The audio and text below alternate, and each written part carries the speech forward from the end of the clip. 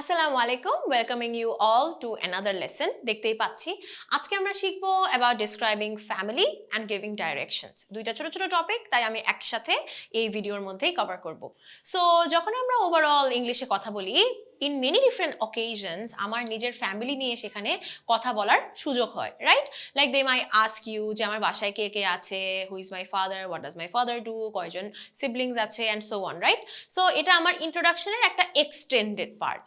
আমার ইন্ট্রোডাকশনের সময় আমরা শুরুতেই বলি না my father's name is this, mother's name is this, but যখন আমাকে আস্ক করা হয়, ডিফারেন্ট ইন্টারভিউজে আস্ক করতে পারে, জাস্ট সামনে দেখা হলে কেউ আমাকে আস্ক করতে পারে, বা জাস্ট ডিফারেন্ট অকেশনসে বা ভাইভাতে আমাকে এই কোয়েশ্চেনটা আস্ক করতে পারে। সো সেই অনুযায়ী কিন্তু we need to just work on it, right? So আমরা একটু দেখি যে first of all how to describe my family in English. First of all যদি আমি বলতে চাই যে আমার ফ্যামিলি মেম্বার্সরা তেমন একজন নেই, লাইক আমার যদি ফ্যামিলিতে এরকম থাকে যে 4 জন অ্যান্ড তার কম, I can say that I come from a small family. Okay, small family বলতে সবাই ছোট ছোট না, স্মল ফ্যামিলি মিনস দ্যাট আমার ফ্যামিলি মেম্বারের সংখ্যা কম। Okay, and even I can say there are dash number of people in my family. There are 5 people in my family, there are 4 people, there are 10 people in my family, or there are 10 members in my family. এইভাবে করে আমি আগাতে পারি।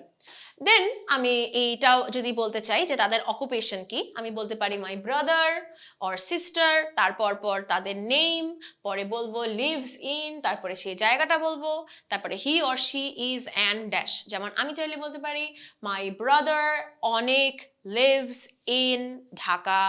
He is a manager of a dash company. So this is how আমি তার কথা বলতে পারি। আমি বলতে পারি my sister Farah lives in Mirpur. She is a teacher of Mirpur High School. So something like this, এভাবে we can go on, right? So this is how আমি just আমার family like brother sister কে নিয়ে বলতে পারি। Instead of saying my brother's name is this, my brother lives in this place, my brother is a dash, এইভাবে করে যদি আমি না বলি, একই সেন্টেন্সের মধ্যে বলে ফেলাটা sounds more confident, sounds like I am a better English speaker, তাই না? সো মাই ব্রাদারের পরপর তার নামটা, তারপরে বলবো লিভস ইন ড্যাশ এবং ওয়ার্ক করে ড্যাশ। দিস ইজ হাউ খুব সুন্দর করে একই সেন্টেন্সে তিনটা ব্যাপারে আমরা কথা বলে ফেললাম। অর মাঝে মাঝে আমরা যখন ফ্যামিলি নিয়ে বলতে চাই, আমরা একটু ইন্টারেস্টিং কিছু কথা বলতে পারি, যেমন I can say I look like my dad, we both have blue eyes and fair hair. So এইভাবে আমরা চাইলে বলতে পারি I can say I look like my mom, we both have the same hair structure, but we both have long hair.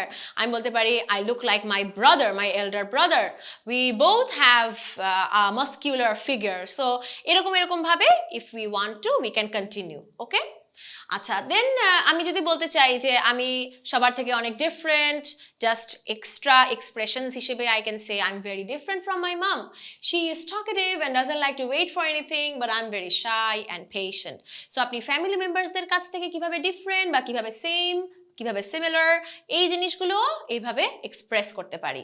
So I am very different from my mum. So different কিভাবে, she is dash dash dash but I am dash dash dash. Difference কোনো কিছু বোঝানোর টাইমে আমরা এই স্ট্রাকচারটা ব্যবহার করি। সো যেখানে কি বলছি, শি ইজ টকেটিভ, সে অনেক কথা বলে, and doesn't like to wait for anything, কোনো কিছু নিয়ে অনেক বেশি অপেক্ষা করতে পছন্দ করেন না, ধৈর্য কম, এমন কিছু বলতে চাচ্ছি। But I am very shy and patient. So this is one way. আবার দেখেন আমার সিস্টার ব্রাদার কি করতে চায়, সেই অনুযায়ী আমি সেন্টেন্স দিতে পারি। I can say my sister like staying at home and cooking. So বাসায় থাকতে এবং রান্নাবান্না করতে আমার বোন খুব পছন্দ করে, but I prefer gardening and outdoor activities. So আমার ওয়ান সেকেন্ড এখানেও বাট দিয়ে আমি বললাম যে আমার বোন এই কাজ করা পছন্দ করে, কিন্তু আমি এই কাজগুলো পছন্দ করি। So my sister like staying at home and cooking, কিন্তু আমি তার বাইরে যেতে পছন্দ করি। So but I prefer gardening and outdoor activities. কিন্তু খেয়াল রাখতে হবে আমি যখন বাট বলতেছি তখন এই প্রান্তে আর সেই প্রান্তে দুটো কথা যাতে অ্যাকচুয়ালি কন্ট্রাস্টিং হয়, তাই না?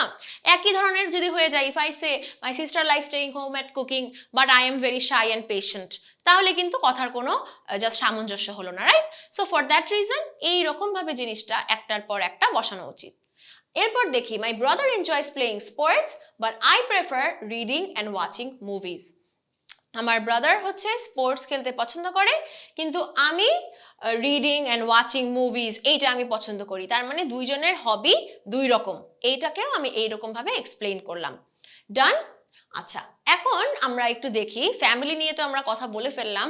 যেহেতু আমি মাত্র এই লেসনটা দিলাম, আপনাদের সবার এখন ডিউটি হচ্ছে প্রপারলি এই লেসন অনুযায়ী আপনি হয়তো হাতে লিখে ফেলবেন কোথাও, অথবা জাস্ট নিজে নিজে একটা স্ট্রাকচার করে ফেলবেন, যে নেক্সট টাইম যদি আপনার ফ্যামিলি নিয়ে কোনো জায়গায় কোনো কথা বলতে হয়, যাতে আপনি ফ্যামিলি নিয়ে বেশ অনেক কিছু বলতে পারেন। আপনার ফ্যামিলির সাথে আপনার কি কি মিল আছে, কি কি মিল নেই, ভাই বোনের সাথে কি কি মিল আছে, ভাই বোন কি করে, মা বাবা কি করে, তো এই অনুযায়ী যাতে আমরা সুন্দর করে গুছিয়ে লিখতে পারি, আমি যে different types of sentence structure দিলাম সেভাবে করে আপনারা সাজিয়ে লিখবেন। এখন আমরা শিখি how to give directions in English. So direction বলতে কি, কেউ একজন হয়তো যাচ্ছে কোনো জায়গায়, রাস্তা দিয়ে যাচ্ছে, আপনি তাকে বললেন এই যে সোজা আসো, হাতের বামে যাও, ডানে যাও, পশ্চিমে যাও, উত্তরে যাও, দক্ষিণে যাও। হাউএভার ইন ইংলিশ যখন ডাইরেকশন দিতে চাই তখন ব্যাপারটা কিছুটা ট্রিকি। সো এই ট্রিকি ব্যাপারটাই নিয়েই একটু আমি এখন কথা বলতে চাই। ফার্স্ট অফ অল, যখন আপনি একটা রাস্তা দিয়ে গিয়েছেন এবং সেই রাস্তার মধ্যে এইরকম কোনো সার্কুলার মোশনে মুভমেন্টের কোনো একটা ওয়ে আছে, you can say round about. So let's say আমি রাইট নাও রাস্তা দিয়ে দিয়ে দিয়ে দিয়ে এখানে যাচ্ছি এবং আমার যেতে হবে এই রেড কালার জায়গাটায়। সো আমি কি বলবো, I'll say I have to go around the roundabout and then reach the red building. Okay, so this is how আমরা just বলবো I have to go on the roundabout or go around the roundabout, মানে এই জায়গাটাতে আমার ঘুরে তারপরে যেতে হবে বা আমাদের ঘুরে আরেকবার আসতে হবে, এমন কিছু। যদি আমরা এই পিকচারটাকে দেখি, এই পিকচারটা কি, this is a side walk. Side walk হচ্ছে জাস্ট ফুটপাথের সিনোনিম। আমরা যেটাকে ফুটপাথ বলি, মানে আমাদের মেইন যে রোড থাকে সেই রোডের পাশের যে রাস্তাটা আছে যেটা দিয়ে আমরা হাঁটতে পারি, পথচারীরা হাঁটতে পারে, that is called a footpath, right? তো ওই ফুটপাথটাকেই সাইড ওয়াকও বলে in many different countries. So footpath বা সাইড ওয়াক একই জিনিস। আমি আরেকটা সিনোনিম শিখিয়ে দিলাম যাতে অন্য কোনো কনটেক্সটে যদি ব্যবহার করা হয় আপনি ইজিলি বুঝে যেতে পারেন। And this is a corner. So যদিও দেখে মনে হচ্ছে this is not a corner, রাস্তা তো এরকম বাঁকা হয়ে আছে, বাট আপনি অনেক সিচুয়েশনসে দেখবেন এরকম ভাবে বলে যে গো down the corner, go round the corner. So corner বলতেই যে রাস্তায় যেতে যেতে যেতে যেতে যেতে এই যে এই পাশটা দিয়ে আমি যখন এভাবে ইউ টার্ন নিই, এখানে কিন্তু ইউ টার্ন না, এটা জাস্ট আমি এভাবে একটু ঘুরেছি, so this place is the corner. Okay, so একটা রাস্তার ক্ষেত্রে এই ধরনের স্পেসেসগুলোকে আমরা কর্নার বলি। ওকে, নেক্সট আমরা দেখি ক্রস রোড। ক্রস রোড এমন একটা প্লেস যেখানে দুইটা রাস্তা এসে মিট হয়। ওকে, সো এই ক্রস রোডের টাইমটাতেই কিন্তু জেনারেলি হাইওয়েজে অনেক এই ধরনের বড় এরিয়াতে people are not careful enough, তারপর ওদের অ্যাক্সিডেন্ট হয়, রাইট? সো ক্রস রোড এই এরিয়াটাকে আমরা বলি cross road. So cross road প্লেসটা কি, যখন দুইটা রাস্তা একই জায়গায় মিট করে। Then we have a junction.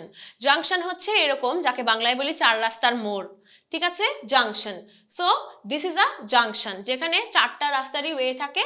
তাহলে এই চার রাস্তার মোড়ের মধ্যে আমাদের ট্রাফিক সিগন্যাল থাকাটা খুবই গুরুত্বপূর্ণ, না হলে এখানে অ্যাক্সিডেন্টের সম্ভাবনা অনেক থাকে, ট্রাফিক জ্যাম হয়ে যাওয়ার সম্ভাবনা অনেক বেশি থাকে। We also see এখানে an intersection. So intersection মানে হচ্ছে জাস্ট ডাইরেক্টলি এইরকম ভাবে চারটার দিকে জাস্ট ক্রস করে যায়, সেই এখানে চলে যেতে পারে, সে এখানে চলে যেতে পারে। সো স্লাইট ডিফারেন্স আছে বিটুইন জাংশন অ্যান্ড ইন্টারসেকশন, তাই না? এরপর আমরা দেখি দিস ইজ অ্যান ওভারপাস। একটা ওভারপাস মানে হচ্ছে নিচে হয়তো পানি আছে বা লেক আছে, এমন কিছু, রাইট? লেক, পন্ড, সি, রিভার, যাই হোক না কেন, তার উপর দিয়ে হচ্ছে এরকম একটা ব্রিজ গেছে, সেই ব্রিজের উপর দিয়ে যাচ্ছি। So this is an overpass.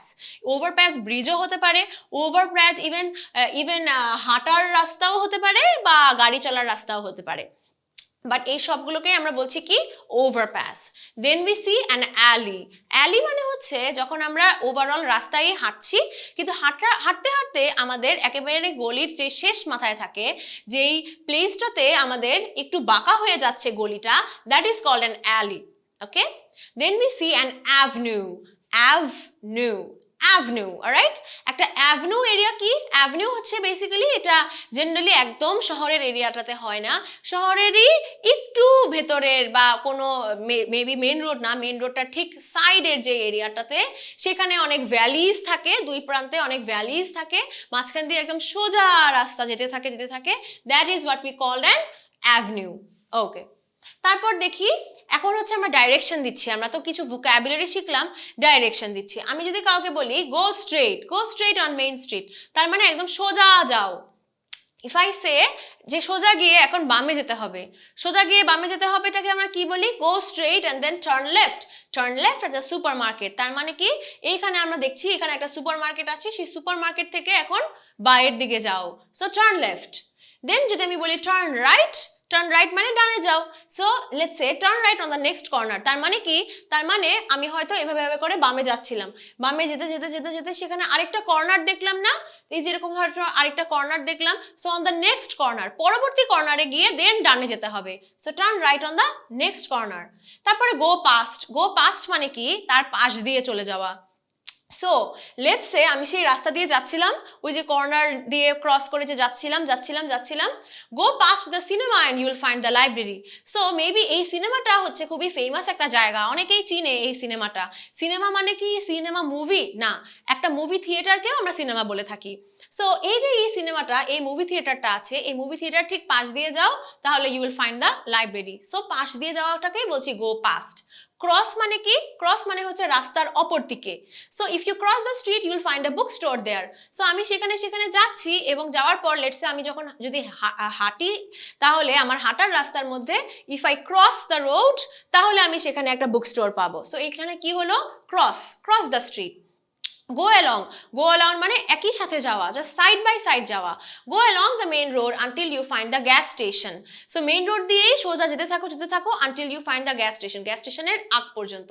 Around the corner মানে হচ্ছে সোজা যেতে যেতে ওই যে দেখলাম যেই পার্টটাতে একটা কর্নার বলে থাকি, কর্নার যে সবসময় একেবারেই জাস্ট লাইক স্ট্রেট লাইন হবে এমনটা না, বাঁকাও হতে পারে। Just around the corner, just বাঁকার দিকে, যেই রাস্তা দিয়ে আমাদের সেই রাস্তাটা এন্ডস এবং অন্যদিকে চলে যায়, ওইখানে একটা মিউজিয়াম আছে, সেভাবে বলতে পারি। বিটুইন ওয়ার্ডটা জেনারেলি ব্যবহার করা হয় দুটো জিনিসের মাঝখানে, আর যদি মোর দেন টু হয় তাহলে অ্যামাং ব্যবহার করা হয়। এই মুহূর্তে আমি দাঁড়িয়ে আছি দুইটা লাইটের মাঝখানে, so I'll say I am standing between two lights. যেমন you can find the coffee shop between the office building and the movie theatre. এই দুটোর মাঝখানে হচ্ছে কফি শপ আছে, সো এখানে এই জন্য বিটুইন হচ্ছে। টার্ন ব্যাক বা গো ব্যাক, সো আমি অনেকটুকু যদি বেশি দূর চলে যাই তাহলে আমি বলবো না টার্ন ব্যাক বা গো ব্যাক, আগে যেখানে ছিলাম সেখানে ফিরে যাও।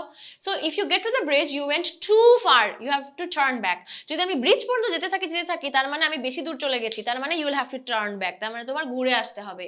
গো ডাউন মানে একেবারে নিচে যাই এটা না, গো ডাউন মানে হচ্ছে আমার যে রাস্তাটা আছে, যদি রাস্তাটা একটু ঢালু হয়ে যায়, সেই রাস্তার একেবারে শেষ মাথায় যাও, এটাকে আমরা বলছি কি গো ডাউন। যেমন go down the hill and you will find the entrance to the park.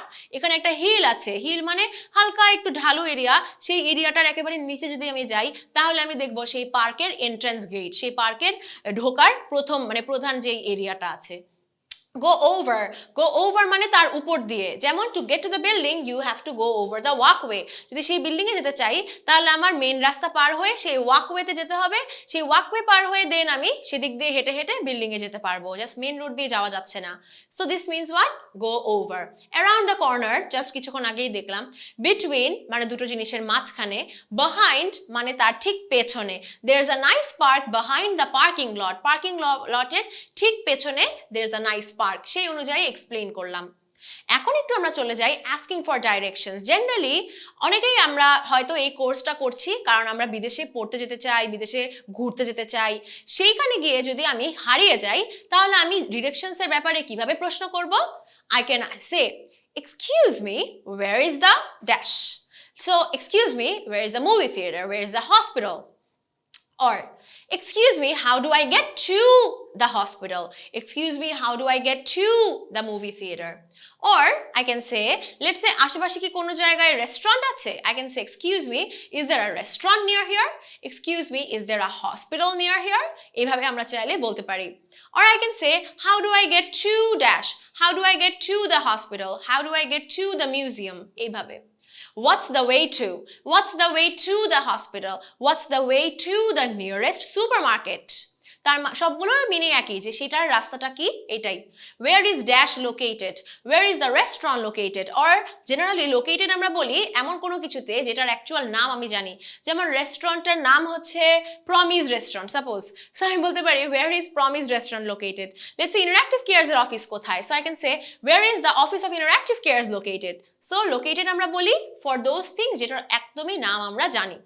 So আমরা এই ক্লাসে ফ্যামিলি নিয়ে শিখে গেলাম কিভাবে আমি আমার ফ্যামিলি নিয়ে ডিসক্রাইব করব, ডিরেকশনসের কিছু ভোকাবুলারি শিখলাম, ডিরেকশনস কিভাবে দিব শিখলাম, ডিরেকশনস নিয়ে কিভাবে জিজ্ঞেস করব শিখলাম।